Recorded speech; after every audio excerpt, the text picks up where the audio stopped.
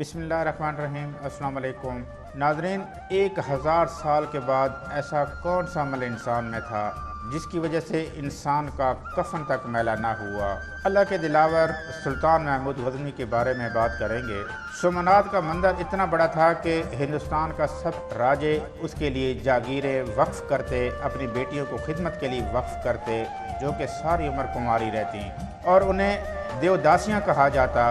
हर वक्त 2000 बरहमन पूजा पाठ करने के लिए हाजिर होते और 500 गाने बजाने खूबसूरत औरतें और 300 कवाल मुलाजिम थे।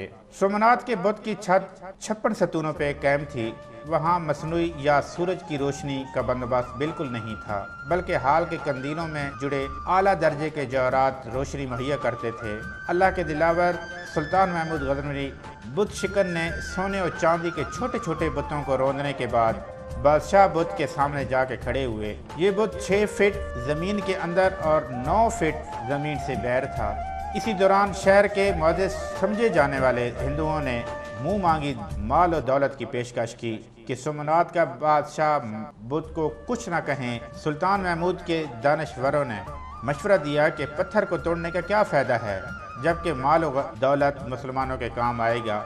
यही कुएं में कुत्ते वाली सोच हमारी आजकल के हुक्मरानों की है कि जहाद में क्या फ़ायदा, हम अपनी मईशत मजबूत करते हैं। सुल्तान महमूद ने दानश्वरों की बात सुनकर कहा, अगर मैंने तुम्हारी बात मान ली तो दुनिया में तारीख मुझे बुत फरोश कहेगी, जबकि मेरी चाहत यह है कि दुनिया और आखिरत में मुझे महमूद बुत शिकन के नाम से पुकारा जाए।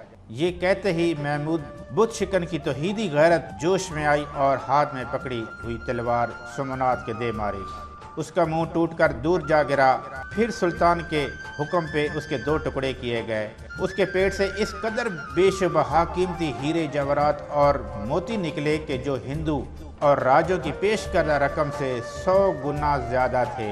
महमूद गज़नवी ने वो बुत तोड़ा जो फतेह मक्का से 1 रात कबल बनु उमिया के सरदार ने काबा से ट्रांसफ़र करवाया था कि इसे संभाल के रखना, हम लेने आएंगे।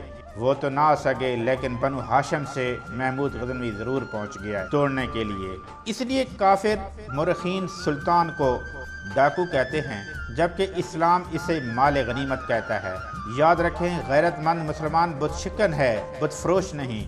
बुत शिकन सुल्तान महमूद गज़नवी रहमतुल्लाह अलैह वो हस्ती है, जब ज़ैर शाह की हुकूमत में 1974 को ज़ल्ज़ला आया, महमूद गज़नवी की कब्र फट गई। कब्र को ठीक करने के लिए पूरी कब्र खोल दी गई। उसको मरे हुए 1000 साल हो गए थे। उसकी कब्र में अजीब मंजर था, उसका कफन तक मैला ना हुआ। 1000 साल बाद भी उसका कफन वैसे का वैसा ही था, जिसका हाथ सीने पर था और कफन सीने से खुला हुआ था। ऐसे लगता था जैसे उसे आज ही कोई कब्र में उतार के गया है। को हाथ लगाया तो वो नरम और नाजुक था। सारी दुनिया में इस बात की खबर फैल गई। अल्लाह के दीन, मुल्क व मिल्लत की हिफाजत करने वालों को अल्लाह दुनिया में भी और आखिरत में भी बुलंद मकाम अता करता है। ऐ तौबा कबूल करने वाले, आज से हम सच्ची तौबा करते हैं तो हमारे अगले पिछले खुफिया, इलानिया और जिन गुनाहों के बारे में तू हमसे ज़्यादा जानता है, सब माफ़ फरमा दे। आमीन सुम आमीन।